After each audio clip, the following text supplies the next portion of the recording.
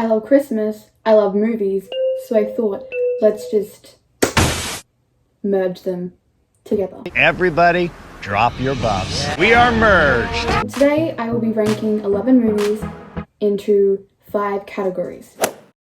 These 5 categories consist of a variety, there's a range of options. First one is soul, and basically what soul represents is the fact that I would quite literally do anything, metaphorically of course, not actually, metaphorically, to go back in time and see that particular movie in the exact spot that I was in when I first watched it. To get in that category, this movie has to have impeccable cinematography, has to have an impeccable plot, and the memories have to be good. That's how you get to this top tier. Next one is adore, and this just basically means I love the movie with my whole entire heart, but not to the extent of the top one. Then we have nostalgic. Now this could be nostalgic for a good reason or a bad reason. So basically the movie could be atrocious, but because of the good memories, I love it. Or it could just be that it just has good memories, and the fact that it has good memories is why it makes it memorable. Then we have the section. This basically just means that the movie stresses me out in some way. If I had to watch it again, I wouldn't cry, but I wouldn't be happy about it. Then we have the bleach category. Now this section, to get a movie in this section, it has to be horrific. It has to be so bad that it makes me want to cry, and it just makes me so mad. A movie like, I don't know, The Wrong Turn that came out this year. Like that level of rage that I felt when I finished watching that movie. That level of, I hate this movie and I wish that I had bleach to pour in my eyes to just forget what I just saw. The Wrong Turn 2021. Like that's how I feel about that movie. Like it was so bad. I hated it. And anyone who genuinely likes it did not see the first ones. Okay, but that's not important. Back to ranking the movies. So let's begin. The first movie, The Polar Express. It is going straight to the top.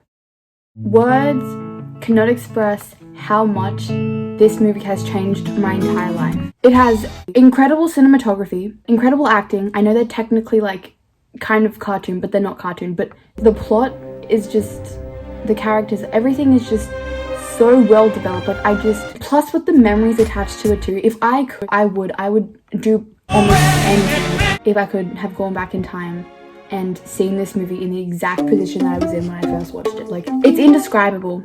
The Grinch. The Grinch Who Stole Christmas. The one with Jim Carrey in it, not the cartoon version. Adore. I adore this movie. I love this movie with my whole entire heart. Every single year, either on Christmas Eve or on actual Christmas, me and my sister will watch this movie. Every single year since she's been alive, I think. Home Alone. I did not like this movie in the slightest. I hate this movie. It was so stress-inducing, and it was just so frustrating. It's one of those movies where I would sit down and watch it, and I was just so desperate for it to end. It caused so much stress in my life, so much unneeded stress, and for that, I can't get past it.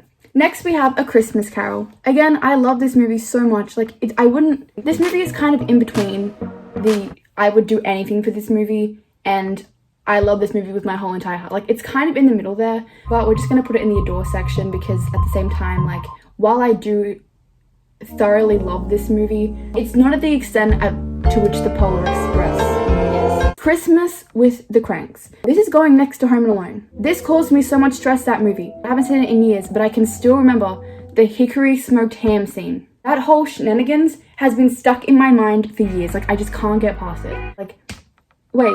Hang on. I really did love the ending though. I love the ending so much. No, I'm putting it in nostalgic. I have to. I just don't like the hickory smoked ham part. But all the rest of it, Arthur Christmas. The whole idea that Santa can get every place in one night does not make sense. But this movie makes it make sense. Arthur Christmas is one of my favorite Christmas movies. It is logical. It is actually logical. Elf. This movie caused me so much stress as well.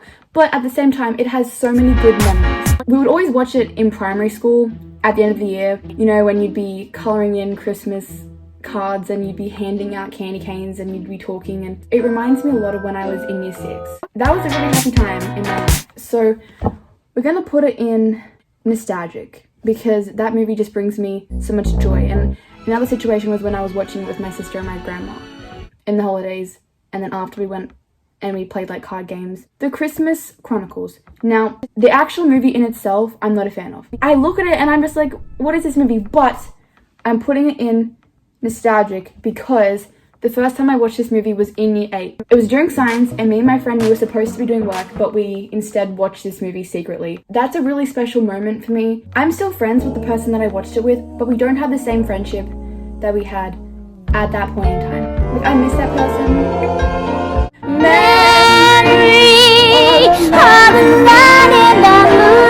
Chase away all the... I actually love Die of a Wimpy Kid. That's a good movie. The Nightmare Before Christmas. That's going in nostalgic. The one memory that jumps at me would have to be when I was in year 7, so like 2017, and it was around Halloween, and my cousin was over. I hardly saw her. We were watching it downstairs, but then we would come up and we would give people treats when they did like trick-or-treating. And I just remember that was a really nice time because it was so unexpected. Like, she just showed up. That's why it's going in nostalgic. I can't even really remember it that much, if I'm being completely honest. I remember he makes it to like a tree section and you can go into different worlds, and he goes into the wrong one. The Man Who Invented Christmas. I watched this movie in 2017, and this movie was actually quite monumental. So I watched it on Christmas Eve, and during that night, I woke up feeling so sick. I ran to the bathroom and I just kept vomiting.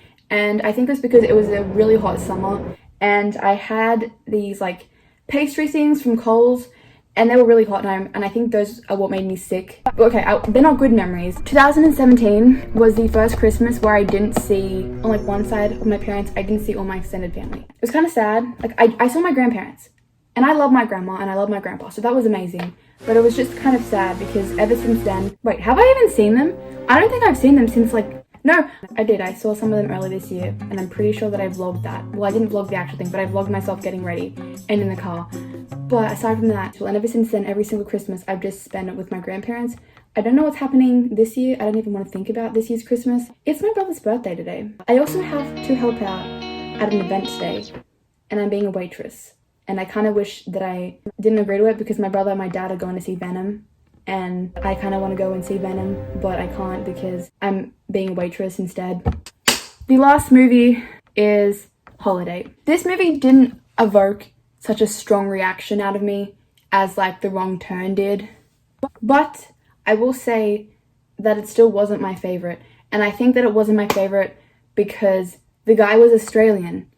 Now I can say this because I'm Australian, but there's something about the accent and hearing it in movies, I can't. The accent just gets on my nerves, even though I have the accent. It took me a long time to get through that movie. Like, I kept on having to pause it. So I started it in early December, and I finished it in January this year. But I just still wanted to watch it because it was on my like continue watching list, and I didn't want it there, so I had to like actually watch it. But that's basically me ranking my list. Majority of the movies, they are in like the nostalgic section. Look at me go. I've already done 4 days of Vlogmass, right? And this is the 5th one. That's exciting because I've never been this consistent in my entire life. Also, these are just my opinions. I've been thinking back to like The Man Who Invented Christmas movie, how that was the year that then I only saw my grandparents. If I ever become a parent and I'm ever an auntie, I want to have one of those giant Christmases, the ones that you see in movies, like Christmas with the Cranks, like that kind of vibe with the Christmas party. That is what I want, and I'm going to make sure that every single person that walks through those front doors of my house or wherever I'm holding it knows that they are wanted there and that I am happy that they are there. I think that's what I want my dream to be.